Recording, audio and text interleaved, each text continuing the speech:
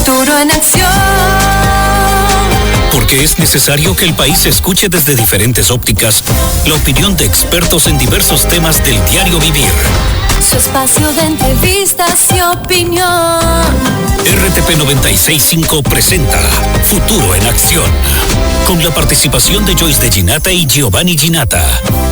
Muy buenas tardes, estimados radioescuchas. Un gusto estar con ustedes una vez más en su programa Futuro en Acción. Hoy tendremos como invitado al licenciado Gonzalo Ruiz Álvarez, periodista de opinión, director del noticiero Ecuador Radio, de Radio Quito y Platinum, un prestigioso y muy conocido periodista con una amplísima trayectoria, con quien será un gusto conversar sobre su visión de lo que pasa en estos momentos importantes de la vida del Ecuador y en general de la región. Y tenemos también a Joyce de Ginata en la línea. Adelante, por favor.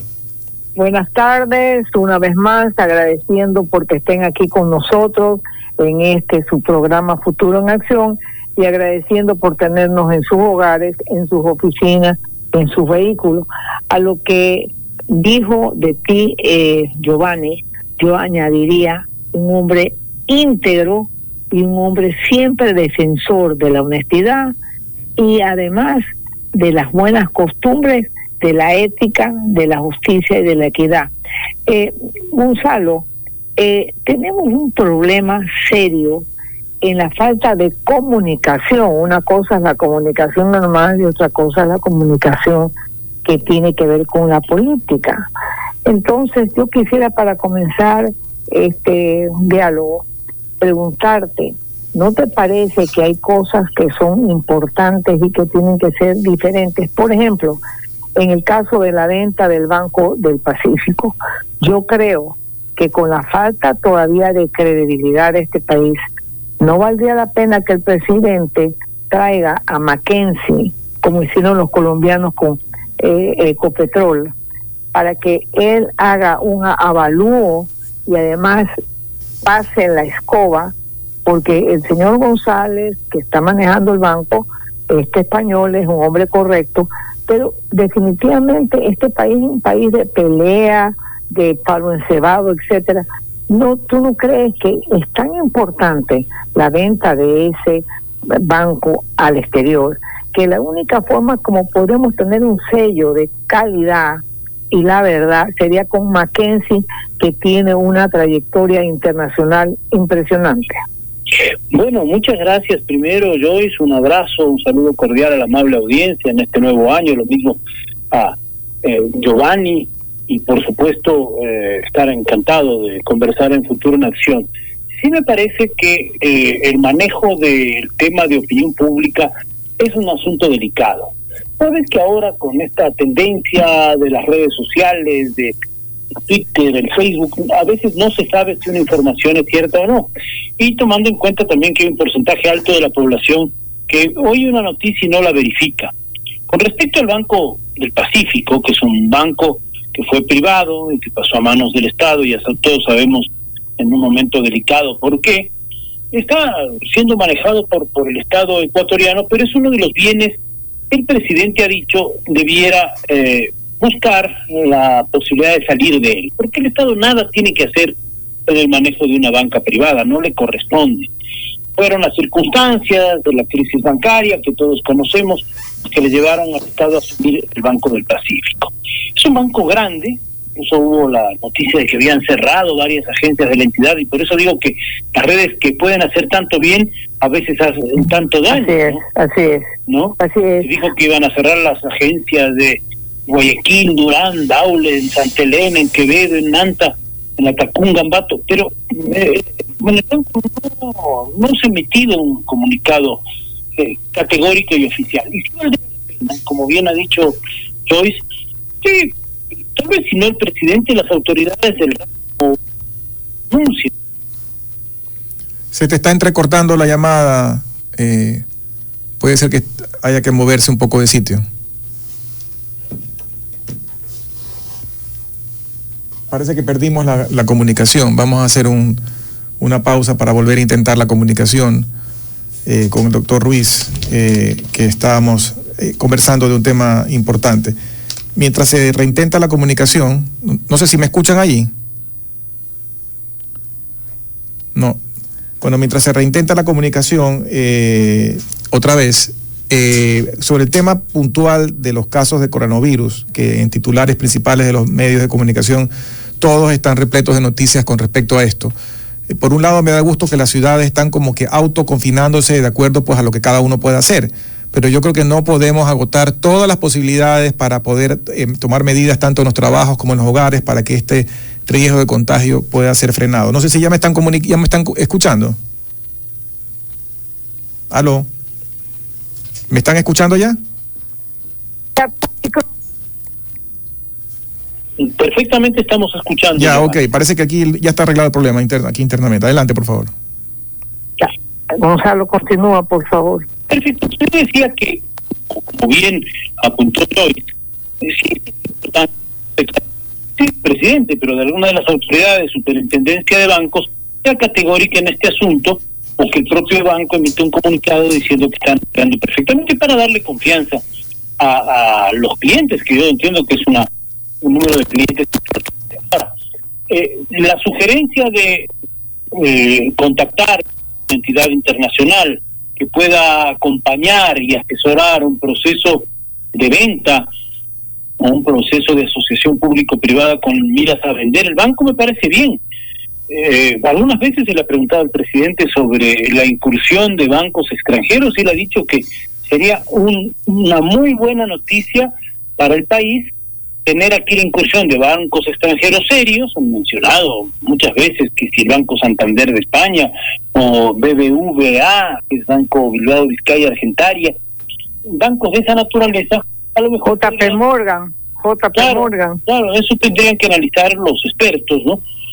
Sería muy bueno porque podría ayudar a regular también el mercado, colaborar con más oferta de servicios y a lo mejor también bajar las tasas de interés para que la producción pueda estimularse desde la colocación de créditos, porque en la banca ahora sí que hay liquidez.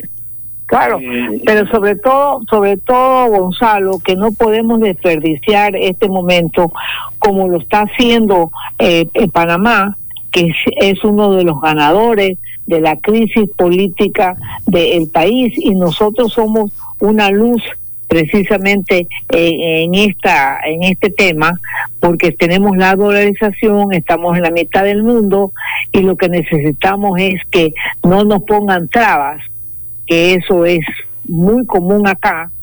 Dejemos el palo encebado y aprovechemos ese tema del Banco del Pacífico para abrir la banca al mundo. Sería una magnífica señal esa que apunta Joyce, una magnífica señal. Si estamos en la línea correcta de abrir a las inversiones, y va a tratarse pronto en la Asamblea Nacional una ley de estímulo a las inversiones extranjeras, ¿con qué fin? Con fin de que inviertan en el país, dinamicen la economía y den más trabajo. Una señal como entregar el proceso de compra, de venta del Banco Pacífico a una entidad seria para que vea cuáles son los bancos interesados, sería una extraordinaria señal internacional. Esas señales son importantes, y para el gobierno de Guillermo Lasso, que está en esta etapa de pista de despegue, si se quiere, después del plan de vacunación, y en este año 2022 coincido que sería una excelente señal. Giovanni. Sí, Gonzalo, cambiando un poco de temas a lo que se viene por delante en el año 2022, las cosas pues no pintan fáciles, dada la coyuntura mundial, dado lo que pasa en los países con respecto al incremento de costos, hay una inflación que se está acelerando en diferentes países del mundo, inclusive en países que han estado acostumbrados a una inflación muy baja, y esto va a golpear, como siempre, golpea más a los más pobres, como siempre golpea más a los países más débiles como son los nuestros en América Latina. ¿Cuál tú anticipas que debe ser la forma de reaccionar mejor ante esto que se nos viene por delante en el 2022? Es verdad que las cosas no pintan fáciles. En eso tiene clara la película Giovanni, por supuesto creo que los amigos oyentes lo saben. Por todo este entorno internacional, por los costos de las tarifas, todavía tenemos que enfrentar grandes gastos sociales por atención en salud pública, pruebas, COVID, infraestructura hospitalaria debilitada después de 2 años de lucha contra la pandemia. Entonces, buena parte de los recursos económicos, no solo del Ecuador, de los países, están destinados a esta prioridad que es la precautelación de la salud pública de la vida. En ese sentido, todo lo que se debe hacer es alentar la apertura, alentar, por ejemplo, yo insisto en ese tema tan importante de la ley de inversiones, que se dijo que iba a llegar esta semana, ¿no es cierto?, a la Asamblea, pero que todavía no ha llegado, no sé por qué causa, porque es una ley que debiera ser muy parecida a aquella que estuvo en la mega ley, que fue rechazada por el Consejo de Administración de la Legislatura, porque esto sería una señal magnífica al mundo. Entonces, ahora las dificultades existen. El presidente, siempre lo hemos dicho, tiene que lidiar con una asamblea en la que no tiene mayoría. Eso desde el primer día, ¿no? Pero también Gonzalo tiene que lidiar con una nata de empleados públicos correístas que en la mitad del camino le atrancan las cosas. Entonces, en vez de andar con la velocidad, digamos, de un cohete, andamos con la velocidad de una carreta. Y eso no es terrible. Fíjate tú que ya no estamos en un mundo, estamos en prácticamente una aldea. Boris Johnson, el número 1 de Inglaterra, hizo una fiesta cuando estaba todo el país digamos, encerrado, y ahora está pagando las consecuencias, y todos nos hemos enterado de este problema. Estando, digamos, en encierro, él haya hecho una fiesta, digamos, en su oficina o qué sé yo. Es correcta la apreciación. Es correcta la apreciación de Joyce, porque estamos en una aldea global, todo se sabe. Entonces, pésimo el ejemplo del primer ministro británico Boris Johnson, haber invitado a una fiesta en plenas medidas de, por lo menos, de precaución frente a la pandemia. Y yo creo que ese tipo de cuestiones son claras. Aquí en el Ecuador no ha sucedido algo parecido. Sí es cierto, lo que sí ha sucedido es bastante falta de precaución por parte de nosotros, los ciudadanos, que somos más descuidados, porque el gobierno, desde que empezó a conocerse lo de la variante Omicron, finales de noviembre, empezó a alertar también de los extremos cuidados, y ahora también depende de cada uno de nosotros, no solamente de que haya vacunas suficientes, de que haya ampliación de los vacunatorios, sino la actitud de cada uno de nosotros ante las distintas cosas del país, entre ellos primero cuidar la salud, para luego también reactivar la economía, ¿no? Así es que yo coincido con Joyce. En el caso específico, precisamente de lo que tú acabas de hablar, los habitantes, porque todavía no nos podemos considerar ciudadanos, porque la diferencia es que el habitante vive en una región del mundo, el ciudadano tiene derechos, y acá la gente no sabe cuáles son sus derechos. Pero lo que sí creo que es importante es la intervención de la sociedad civil, no para coger calles, patalear, chillar, no, sino para ser parte de, más aún que ahora hay la famosa ley público-privada. Entonces yo creo que sí tenemos nosotros como ciudadanos meter la cuchara e impedir lo malo y empujar lo bueno, o inclusive generar algo bueno para el país, porque como dice este programa, futuro en acción, no futuro pasivo sino activo. Bueno, yo quería también, a propósito de lo que dice Joyce, darle la vuelta al nombre, al título de este bonito programa, una acción para garantizar el futuro, y ahí nos corresponde a todos, una acción efectiva, cívica, de trabajo, de conciencia de país, de conciencia personal hacia nuestras propias familias para garantizar ese futuro. Es la única manera. Y ahí, por supuesto, el debate político, es normal que haya en una sociedad un debate político, diferentes opiniones, pero siempre orientar ese debate con aspectos positivos y propositivos. ¿Qué tenemos que hacer? Sí, la Asamblea es muy criticada, está muy bien, podemos los ciudadanos en democracia criticar a la Asamblea, pero también digámosle, señores, este es el camino que queremos elegir. Hay un presidente designado por voluntad popular, en funciones, y que tiene unos planes. Denle, señores asambleístas, los instrumentos para que, por ejemplo, se pueda dar una ley de estimular la llegada de inversiones extranjeras, que paguen impuestos, que generen trabajo, que den dinamismo a la economía, que abran la economía del Ecuador al mundo. Yo creo que ahí todos los ciudadanos, desde distintas perspectivas, a veces políticas, debemos empujar o remar en la misma dirección. Eso me parece muy importante. Sabemos que no es fácil, ¿no? Que a veces los debates políticos se empantanan en la Asamblea, o a veces se empantanan, como decía Joyce, por una burocracia demasiado lenta o con otro tipo de intereses.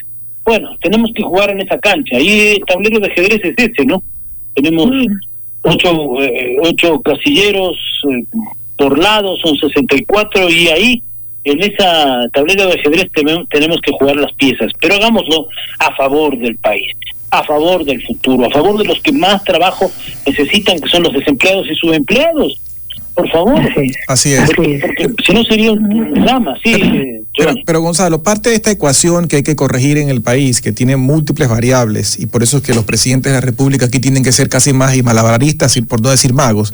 Uno de los elementos importantes para reconstruir el país es la lucha contra la corrupción, y lo que tenemos por delante es una clara demostración que esto no ha mejorado y más bien se ha ido deteriorando a lo largo del tiempo, no solo por la penetración del narcotráfico en el Ecuador, sino porque se ha ido degenerando todo, las cortes, todo el manejo, y mira que ahora están inclusive en la palestra temas vinculados con narcogenerales, y entonces uno dice, bueno, ¿en quién se confía? ¿Cómo se puede hacer en la práctica para un país donde las raíces y los tentáculos de todo este tema, todos estos esquemas de corrupción han llegado hasta los más recónditos espacios de la sociedad, para ir limpiando esto? Coincido con el diagnóstico de Giovanni. La corrupción penetra lamentablemente a altas esferas de la sociedad, penetra también a sectores populares, porque vemos el microtráfico donde opera, vemos la consecuencia triste de la violencia del microtráfico en los barrios populares, en conglomerados de la ciudad de Guayaquil, donde se matan. Ya, fíjense que ya ni siquiera ahorran balas, ¿no? Disparan 8, 10, 12, 20 tiros a una persona con sevicia, con una demostración de maldad tremenda, y eso es parte del problema grande. Si hay una denuncia del embajador de Estados Unidos de la supuesta presencia de narcogenerales, la autoridad nacional está obligada a investigar y a demostrar. De momento, creo que es muy importante que varios de esos generales estén un poco en la congeladora, si se quiere, hasta que se revise sus patrimonios, pero también tiene que tener patrimonios acordes con los ingresos, ¿no? Así es. No, para mí no es claro que un general de policía con los sueldos que tampoco son estrafalarios tenga propiedades por sobre $1 millón o cosa parecida. A mí ya me suena extraño, a menos de que haya heredado, en fin. Entonces y el tema de los jueces también, ¿no? Que ahora está en debate, también se ha retirado visas a una cantidad de jueces, fiscales. Ahora, nosotros no podemos exigir al gobierno de Estados Unidos que entregue inmediatamente a través del embajador la información, porque ellos tienen unas leyes que cumplir, pero sí se puede hacer una gestión a nivel de Cancillería para decir, orienten al Consejo de la Judicatura, den luces y tratemos de seguir limpiando, porque si no, lo que decía Giovanni es cierto, esto va a ser una lucha eterna y sin muchos resultados. Ahora, tuvo una velocidad el tema, por ejemplo, del caso Sobornos, donde hay prófugos de la justicia, estaban vinculados al poder político. Otros casos, desafortunadamente, no han tenido esa velocidad o tienen trabas, ¿no? Pero el caso de los helicópteros Drup se vio estos días que hay 2 o 3 personas más señaladas para ser investigadas. Hay que investigar eso, pero hay que determinar sobre los hechos. ¿Qué pasó con los helicópteros Drup? Que no sirvieron, por eso se cayeron unos cuantos.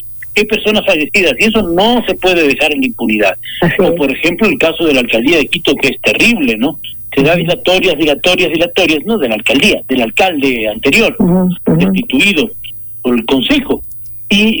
Pero sin embargo, volviendo al tema de comunicación, a la aldea que se llama Mundo, salió una noticia que corrió por todo el mundo en el sentido de la ida de la comisión, digamos, de justicia de la Asamblea.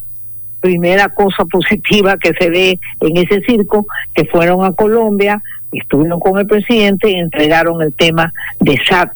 Eso hizo un programa entero, CNN en español, que corrió por toda América. Eso es un gesto importante. El hecho de que una comisión de fiscalización de la Asamblea Nacional, que es una comisión, por cierto, multipartidista, que tiene personas de distintos partidos políticos, se haya acercado y haya tenido la ocasión de decirle, señor presidente Iván Duque, mire, aquí está. Usted también ayúdenos, investigue. Ahora ha levantado polvareda las declaraciones de la señora Piedad Córdoba, que iba y venía del país. Eso está demostrado como dueña de casa, ¿no? Con los registros migratorios, sí, Giovanni, iba y venía. Hay que preguntarle para qué venía, qué tantos intereses tenía aquí, o qué estrategias políticas, o acaso, tenemos que siempre en el terreno de la suposición de negocios mal habidos. Bueno, ahí la justicia debe investigar, porque el señor Saab está detenido en Estados Unidos y no lo van a soltar tan fácil. Así es. Ya sabemos que en la justicia norteamericana las cosas son severas.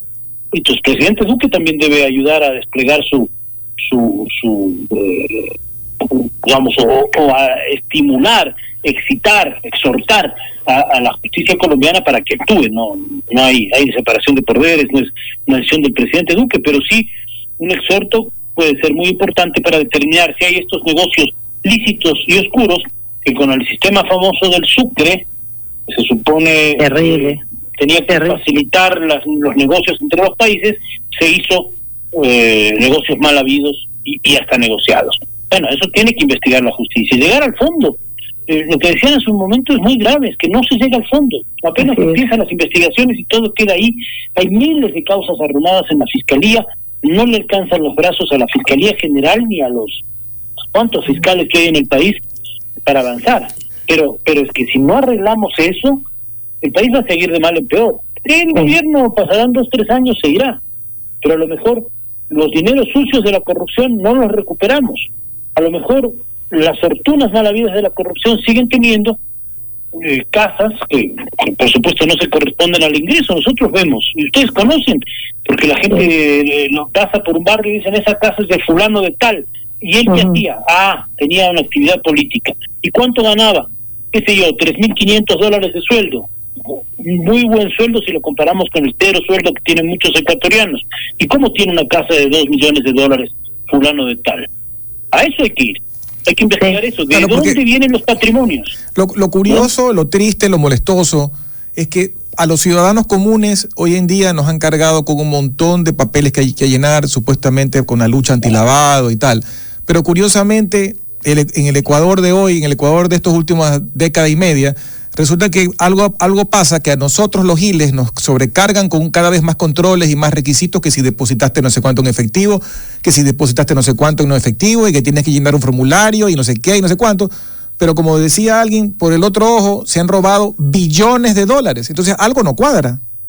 Sí, por supuesto, ¿no? Al ciudadano honrado a veces lo miran a ver ese depósito de $5,000 de dónde viene. Y al señor que tiene una casa de $1,5 millones y que no tenía de dónde caerse muerto hace 10 años o 15 años, no le pasa nada. Ahora, ahí viene otro tema, que es el de la tramitología. Yo recuerdo que un grupo importantísimo de empresarios se reunió en su época con el presidente Correa para hablar de aligerar los trámites, para que la empresa privada pueda hacer rápido más empresas, invertirse más y todo, y se dijo sí, hubo compromisos oficiales para aligerar la tramitología. Y seguimos hablando de eso, porque estos papeleos de la UAFE o cosas por el estilo que dice Giovanni son necesarios, son molestosos pero necesarios. Primero debieran ser para todos, no solo para los honrados, ¿no?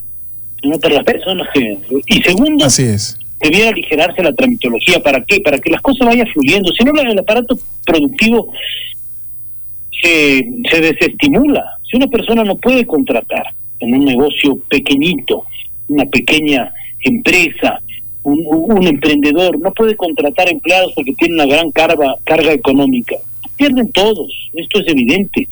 Perdemos todos, pierde la persona que ya no tiene trabajo, pierde el emprendedor que no puede darle dinámica a su negocio. Entonces, hay que ver en su conjunto, ¿no? Pierden aquellos que quieren ser emprendedores y no puede, porque o se van a la informalidad o no hacen nada, porque esto agobia y desmotiva precisamente el empuje, más que empleo, que hagan, digamos, pequeñas y medianas empresas. Yo decidí salir del anonimato para cambiar las cosas en el año 91 y fui presidenta de la Cámara de la Pequeña Industria. ¿Cómo no? Sin embargo, he luchado tantos años y las cosas siguen igual, porque como dice Giovanni, la tramitología y lo que dices tú, digamos, cuando estamos viviendo ya un ambiente global casi de cero país. Y recuerdo una reunión con Elsa de Mena, que fue la que inició el cambio tributario en este país, y ella estaba convencida que en el SDI era cero papel. Tuve que demostrarle que no era así. Ella se quedó impresionada porque la nata ya seguía una papelería terrible, y ella fue una de las impulsoras de disminuir esos trámites. Sin embargo, volvemos a usar las mismas cosas de hace, qué sé yo, más de un siglo, cuando ya en otros países las cosas son diferentes. Entonces, hay que aligerar la tramitología, hay que levantar las barreras y tender puentes, no seguir poniendo obstáculos. Que es un símil de lo que ocurre cuando los bloqueos de carreteras y todo eso. ¿Qué logran con los bloqueos de carreteras? Nada. Que todo el mundo pierda la producción de ese día. Así es. Bueno, en el ámbito legal pasa lo mismo. No barreras, no obstáculos, sino estímulos a la producción. A ese pequeño emprendedor hay que decirle, señor, bueno, perfecto, le vamos a entregar un crédito barato. Muy bien, está muy bien. Hay que estimularle. No llene tal papel, venga mañana, vuelva, vaya a la ventanilla 7. Eso es terrible. Y eso creo que es una cultura, lamentablemente, una anticultura, diríamos, ¿no? Que tenemos que romper. Tenemos que liberar, abrirnos al mundo, a esa aldea global que señala Joyce y que desde luego los estudiosos, McMahon y todos lo están discutiendo hace mucho tiempo, donde las comunicaciones y las interacciones son importantes y generan sinergias. Creo que hacia allá debemos ir. No es fácil, hay que romper esquemas mentales primero, y por supuesto observar las leyes, observar las normas, no desviarse del camino correcto para que todo avance mejor, ¿no? Bueno, vámonos a un corte y regresamos en unos minutos para seguir con este interesante diálogo. Enseguida continuamos con Futuro en Acción. Futuro en Acción. Ya estamos de vuelta con Futuro en Acción. Gracias por regresar con nosotros a su programa Futuro en Acción. Para las personas que recién se enganchan, estamos conversando con Gonzalo Ruiz, un prestigioso periodista ecuatoriano con amplísima experiencia y con un amplio conocimiento en la materia política, económica y en general sobre la realidad del Ecuador. Gonzalo, uno de los temas que siempre tocamos aquí a lo largo de los años y que tristemente, como muchas cosas en el Ecuador, se sigue pateando la pelotita por delante y no se soluciona, es el gran problema del seguro social. Yo no sé, parece que tenemos suerte porque en el Ecuador pateamos esta bolita que parece que ya mismo explota y no explota, pero algún rato, según los números, acabará de explotar. Sin embargo, nadie parece querer agarrarla y solucionar los problemas de fondo.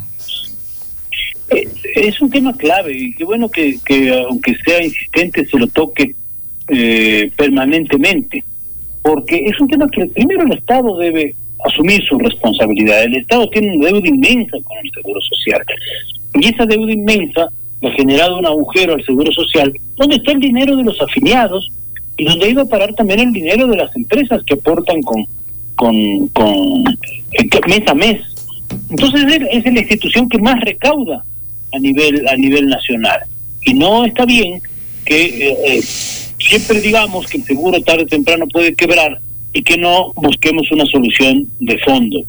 Hay que seguir adelante en la búsqueda de un cambio radical al Seguro Social ecuatoriano, y por supuesto en ese cambio debe estar inmerso el Ejecutivo, pero también la Asamblea Nacional, también los sectores que tienen intereses en que el seguro persista, los propios jubilados que tienen derecho a una pensión, que son pensiones pequeñas, pero que viven de eso. Y el tema del seguro social no podemos descuidarlo. Es muy importante seguir adelante porque el seguro es la institución que más recauda cada mes. Tiene recursos, pero no los ha empleado bien. Yo, por ejemplo, me parecía muy interesante ampliar, ¿no es cierto?, las facultades del Seguro Social para atender a la familia de los afiliados, siempre y cuando ese proyecto hubiese tenido los recursos para financiar eso. Sin recursos no puede haber nada, no hay magia aquí, porque la magia se vuelve humo y el humo se lo lleva el viento. Entonces no puede ser que haya habido tal dilapidación. Al Seguro Social hay que cambiarlo. Que tienen el año 2022 creo que son como 10.000 millones de dólares que tiene presupuestado, mucho más grande el presupuesto que el año pasado, por supuesto, porque el número de afiliados ventajosamente ha mejorado un poquito el número de afiliados después del colosal desastre de la pandemia, va recuperando el número de afiliados, pero hay que hacer algo para cambiarle estructuralmente y darle viabilidad política y viabilidad económica y viabilidad social al IES. Está para servir a los afiliados. Y que además, por ejemplo, debe deshacerse de esa cantidad de terrenos que tiene aquí en Quito, cerca de el sector de la Río Coca y Eloy Alfaro. Hay cuadras de terrenos que todo el mundo dice pertenecen al Seguro Social y están arrendadas por $2, como decimos popularmente, a mecánicas y cosas así. Ese patrimonio inmenso que podría convertirse en dinero para salvar de algún modo las arcas del Seguro Social, debe desprenderse el Seguro Social, debe hacer subastas, yo no sé. Ahí tiene cantidad de inmuebles regados por todo el país, no saben ni lo que tienen, si no tienen ni siquiera claro un inventario de todos. Nosotros hablamos de cuando en cuando, periodísticamente, con las autoridades del Seguro Social, y no saben ni bien lo que tienen: haciendas, oficinas, edificios, algunos abandonados, y este tipo de terrenos semibaldíos que los arriendan a precio de nada, ¿no? Entonces el Seguro Social debe ser para servir a los afiliados. Pero Gonzalo, ¿no valdría la pena que el seguro le entregue, digamos, al gobierno todo lo que es salud, ¿verdad? Y que en esa forma ellos se hagan cargo solamente de las jubilaciones, con lo que tanto los digamos, los afiliados como los que son los propietarios o lo que sea, para lo que es la jubilación, porque digamos la carga peor es el asunto de la salud, y eso debería de corresponder, como en otros países, al gobierno, y no, digamos, al IES. Pero es que el costo de la salud, Joyce, desbordó porque se metió a la atención a toda la familia, que no era. La atención antes en el Seguro Social fue para los trabajadores afiliados, y fue también, o el Seguro Social campesino, que bueno, costaba un dinero, pero tenía un sentido social. Pero después, al meter a toda la familia, sin dar los recursos para que, donde se atendía a uno, después se atendió a 4 personas. Claro. No crecieron los hospitales, no creció el presupuesto, entonces ahí es que se desfinancia. Y bien haces tú en recordar que se desfinancia el seguro por los gastos de salud, pero por esta desproporción en querer atender a la familia. Ahora, también hay que recordar el origen. El origen fue la caja de pensiones, que era: el trabajador aporta durante toda su vida para tener una jubilación digna o relativamente digna para los años difíciles, ya cuando no puede trabajar. Ese es el concepto elemental del Seguro Social en el país. Y claro, se desvirtúa al tener estos grandes agujeros oscuros, porque es como un saco sin fondo, donde se echa la plata de los afiliados, y también, como no, de los aportantes de las empresas, sin solución. Por eso esto merece una reforma de fondo, una cuestión técnica, bien estudiada, con los cálculos actuariales correctos, porque si no vamos a seguir repitiendo. Después de un año podemos volver a hablar de el Seguro Social está mal, el Seguro Social tarde o temprano va a quebrar. ¿Y dónde queda la atención a los afiliados? ¿Dónde queda la atención a los jubilados con sus pensiones jubilares? Entonces sí, separar el fondo mortuorio, separar el fondo de jubilar y el fondo, como he dicho, de salud, es importante. No sé si a esta altura pueda salud pública hacerse cargo de toda la gran cantidad de carga de atención que tiene el Seguro Social, pero por lo menos ordenarlo. El Seguro Social... Pero ¿sabe qué, Gonzalo? Pero por lo que le debe, digamos, al seguro, él tendría que hacerse cargo por cuenta de esa deuda que tiene con el seguro, el gobierno, hacerse cargo del tema de la salud en el Ministerio de Salud. Claro, yo no sé técnicamente, no tengo todos los datos, pero el gran problema del seguro es el financiamiento para las pensiones jubilares. Es el primero que tiene que solucionar. Si el gobierno no se hace cargo, porque todo el tiempo se forman reuniones, acuerdos de compromiso, sí, este año sí le vamos a pagar, sí, ya pusimos el presupuesto, pero después no cumplen. Es el cuento del gallo pelón de toda la vida, ¿no? Es decir, o del gallo pelado, como dicen en otras partes, el que se quiera aludir. Siempre seguimos con el problema del seguro social. Y bien lo ha dicho Giovanni en su momento, es un problema eterno. No puede ser un problema eterno, tiene que ser una solución para dar calidad de vida a las personas que han aportado con su dinero ahí. Y por supuesto también, esto demanda un gran costo para el trabajador durante los años de aporte y para las empresas privadas. Pero no son recursos que se tiran a un saco roto, son recursos que se deben cuidar, son sagrados los recursos de la seguridad social. Se deben cuidar para que la gente tenga eso que llaman tanto en los discursos políticos, el buen vivir, una buena calidad de vida, llamémoslo, un bienestar, si se quiere, para no usar frases gastadas de la política. Pero de eso se trata, ¿no? El jubilado tiene derecho a tener unos años de tranquilidad, porque es la época donde más se necesita medicinas, más se necesita recursos de todo tipo, más se necesita a veces acompañamiento, que muchos ancianos no lo tienen. Así es. Sus familias no están, o porque por la razón que fuere, y son los años que jubilación viene de jubileo, de júbilo, los años de descanso después de una vida entregada al trabajo, y eso no ocurre lamentablemente porque tenemos una mala estructura, un error de nacimiento, y hay que corregirlo. Y el gobierno creo que tiene clara la película, tiene la entereza para hacerlo.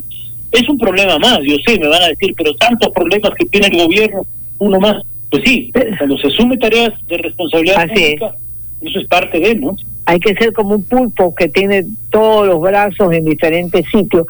Pero a propósito de eso, ya también parte del tema es la corrupción en el seguro. El señor Correa puso, digamos, 10.000 trabajadores ya en el seguro que no eran necesarios, y ahí todavía existen, eso están de más, eso es una nata. Sí, yo no sé hoy cuáles sean las cifras, pero recuerdo que hace unos meses 38.000. Claro. Sí, yo lo vi publicado en la prensa, 38.000 personas. Si no necesitamos más médicos, no necesitamos más enfermeras para atender la salud, no necesitamos es exagerado, es inflado, ¿no? Pero claro, son favores políticos que se han venido pagando a lo largo del tiempo y se ha venido creciendo e inflando. ¿Dónde? El seguro social. No, ¿dónde pagamos los favores de la campaña? No, métele por aquí en una esquinita. No, eso está muy mal. Eso no se puede, además con la plata de los afiliados, ni siquiera es plata del gobierno nacional. Es el dinero que le corresponde a una entidad autónoma por constitución, que debe servir a los afiliados y a los jubilados, que son la razón de ser, ¿no? Toda esta estructura, es cierto que ha aportado mucho. Yo mismo he comprado mi casa y sigo pagando con el seguro social. Está muy bien. Eso está bien. Son recursos que se invierten y que se recuperan. Claro, pero lo que no debe ser es que haya que el seguro no sepa cuántos bienes tiene, cuánto tienen patrimonio por ahí tirado en todo el país. Por favor, entonces un estudio serio y claro, decir, a ver, nos deshacemos de esas propiedades, convertimos ese dinero y ese dinero lo ponemos a trabajar y a producir en pro de los afiliados, ¿no? Pero fíjate, por eso es que fuera del aire conversábamos de la necesidad de que todas las cosas sean transparentes a través del Internet y que cualquier persona de la sociedad civil pueda entrar y ver dónde está centavo a centavo, ¿ya?, de las diferentes instituciones, llámeselo IES, llámeselo, digamos, cualquier ministerio, llámese la presidencia, etcétera, pero aquí yo me uno un poco a esto porque hablando de esto en el Ecuador suceden cosas increíbles, grotescas. Por ejemplo, lo de Zaruma. Quería tu opinión, porque eso es un tema que nadie puede sorprenderse. Eso ya se sabía hace años. Y a la vista y paciencia de las autoridades locales, nacionales, provinciales, etcétera, la ciudad se siguió taladrando, se siguió perforando, inclusive desde los patios de las mismas casas, y todo, me imagino que en la ciudad todo el mundo sabía, esto era un secreto a voces, y hoy en día vemos los resultados. Entonces, esto es un ejemplo de los miles que hay en el Ecuador. Otro ejemplo es la minería informal, que se ejecuta a diestra y siniestra en el país, y como es la minería de los pobrecitos, resulta que nadie le hace nada, pero son igual o peor contaminantes que la gran minería. Entonces, son temas claves esto que ha puesto Joyce y Giovanni sobre la mesa. Primero, sobre la transparencia que exige Joyce, así debe ser. Porque Joyce nos dice, tecnología hay, las cifras están ahí. Bueno, es un ejercicio de transparencia que mañana puede entrar cualquier persona y ver qué pasa con los balances del Banco del Pacífico, por ejemplo, que hablábamos antes, es un banco del Estado. ¿Cómo están las cifras del Banco Central? Bueno, esta información sí se publica de modo más o menos organizado. Pero en todas las instituciones públicas, porque son públicas. ¿Qué quiere decir eso? Que le pertenecen no al gobierno, sino a todos los ecuatorianos. Y la exigencia de la transparencia va a conducir a que haya una mejor calidad del gasto. A veces lo que hay en el país es mucho dinero en tal sitio, que si la educación, que si la salud, pero se gastan mal, o se gastan en actos corruptos, o desperdigando escuelas en sitios aislados, por ejemplo, de las escuelas del Milenio, fueron una catástrofe, porque gastaron millones, y no sirven, en algunas están abandonadas y descuidadas.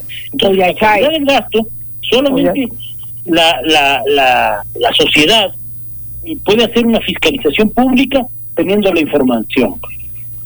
Hay una ley de acceso a la información pública que tiene vigencia en el Ecuador, si no me equivoco, hace 16, 18 años.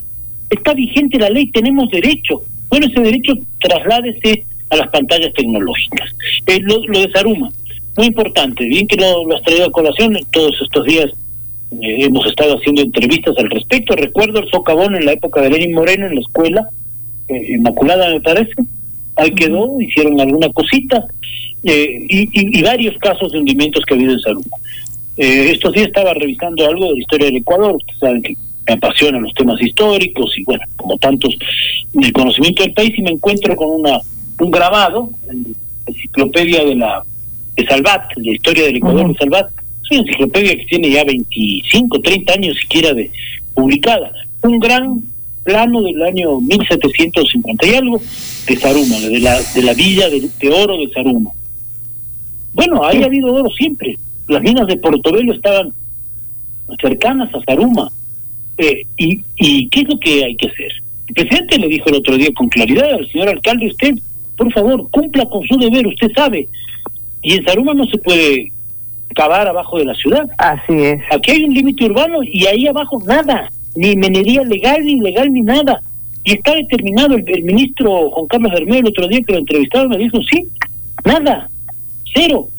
Entonces también, ¿qué es lo que pasa? Que como es un buen negocio, ha habido gente también que ha excavado en sus propias casas sus socavones y sus túneles para sacar material petro y convertirlo en oro. También es cierto, hay un poco de responsabilidad, no digo todos los vecinos de Zaruma. Ahora hay que hacer un esfuerzo gigante. Yo quiero felicitar a Fuerzas Armadas que están trabajando ahí, a través del Cuerpo de Ingenieros del Ejército, a la policía que está custodiando, a los esfuerzos que ha hecho el Gobierno Nacional por recolocar de un modo más o menos seguro a los vecinos. Pero hay que hacer un esfuerzo gigante porque hay que preservar primero la vida de la gente, la seguridad de la gente, reconstituir algunas de las casas destruidas de un patrimonio arquitectónico bellísimo que es el de Zaruma, y también, por supuesto, evitar que haya negocio ilegal. Bien ha dicho aquí Giovanni lo de la minería ilegal. La minería ilegal es una lacra, porque está vinculada al narcotráfico, está vinculada al lavado de capitales, al lavado de activos, a la trata de personas. En la mina Buenos Aires, cuando María Paula Romo hizo la denuncia pública, había prostíbulos. En Nambija, recordemos hace, 40 años de las minas de Nambija, ¿no? Que cuando empezaron a entrar los mineros a esa zona casi impenetrable del oriente, igual se llenaron de prostíbulos, eran de armas, hay crímenes horrorosos. Donde está el oro, históricamente, se sabe que hay mafias y hay corrupción, porque el oro es un atractivo muy interesante y además una fuente de dinero mal habido o de lavado o de dinero que no se declara. Entonces yo creo que el Estado tiene una responsabilidad inmensa. El presidente le ha exigido al alcalde Zaruma que delimite. y ha dicho, vamos a hacer una estructura ahí, digamos, de concreto, con galerías, con cimientos, con acero, ya se están transportando los materiales para en un plazo de unos cuantos meses hacer primero una refacción que contenga que se siga cayendo la montaña, porque está perforada por dentro como una ratonera, como un queso gruyère, ¿no? Qué horror. Entonces eso es una prioridad. Yo creo que hace falta. Además hay que preservar el patrimonio de Zaruma, es una ciudad bellísima. Pero lo que tú estás diciendo, y también Giovanni, esto lo hemos hablado por décadas. Años. Sí, exacto. Y entonces hablamos mucho, pero hacemos poco. Y eso es lo que aquí tiene que cambiar, porque no podemos seguir. Mientras los demás avanzan, nosotros nos quedamos, digamos, congelados, entonces obviamente retrocedemos. La tragedia es que una noticia tapa la otra. Mañana empezaremos a discutir la ley de la reforma laboral, entonces nos olvidaremos de Zaruma. Y después discutiremos la ley, o antes la ley de inversiones, y dejaremos Zaruma a un lado. ¿Y qué pasó hace 2 años o 3 años? Oye, cuando se dio esa escuela La Inmaculada. Pero aparte, acabó ahí. Claro, pero Gonzalo, aparte de eso, hay ciertas vergüenzas del país. Nosotros somos el único país de la costa del Pacífico que no tenemos tratado de libre comercio con los Estados Unidos, porque lo impedimos nosotros. ¿Y qué pasa con esto? Que tenemos que competir contra Colombia y Perú, que sí tienen, digamos, ese tratado, y que entran sus productos a veces con diferencias hasta del 10%, porque nosotros tenemos que pagar arancel. Eso es una vergüenza que tiene que cambiar. Yo recuerdo cuando se hicieron los esfuerzos por el TLC, tanto se discutió y tanto enemigo político tuvo el tema del TLC, sobre todo los sectores sociales. Pero ¿qué nos hubiera pasado? Hubiéramos tenido una gran competitividad para nuestros productos y a lo mejor hubiera salvado la economía en la pandemia. Así es. Pero fue una lucha tremenda en la época del presidente Gutiérrez, en la época del presidente Palacio. Y finalmente truncaron un TLC que tenía ya en las distintas mesas, no me acuerdo el número de mesas, ya estaba acordado la mayoría. Ahí quiero rescatar el esfuerzo que hicieron las cámaras de la producción, la empresa privada, por acompañar técnicamente todas las conversaciones del TLC. En esa época estaba muy entusiasmado el gobierno, los gobiernos estuvieron entusiasmados por llevar adelante. Quedaron 2 o 3 cosas en las que lamentablemente no se pudo poner de acuerdo. Pero hubiéramos tenido un mapa distinto, ¿no? Y lo mismo cuando la Unión Europea, pues ya atrasaron años. Claro. Recuerdo con la Unión Europea, que acaba de celebrarse 6 años de celebrado, digamos, de firmado el acuerdo. Y tenemos superávit, gracias a Dios, pero lo peor es que esos que se oponen, se opusieron al tratado con Estados Unidos, son los que van, en lugar de irse a Cuba, que yo los mandaría gratis a Cuba con un solo pasaje de ida, ya se van arriesgando la vida a los Estados Unidos. Entonces, y otros se van de vacaciones a gastarse el dinero mal habido. Exacto. Así es. Entonces, sí. Bueno, eso es triste, ¿no? Así es. Se nos ha acabado el tiempo. Se nos ha acabado el tiempo, Gonzalo. Muchísimas gracias por dedicarnos esta hora de tu tiempo. Y también muchas gracias a todos ustedes por estar atentos al programa. Hasta el día de mañana. Gracias por construir un futuro en acción con nosotros. Futuro en acción. Te acompañaron en RTP 96.5 Joyce de Ginata y Giovanni Ginata.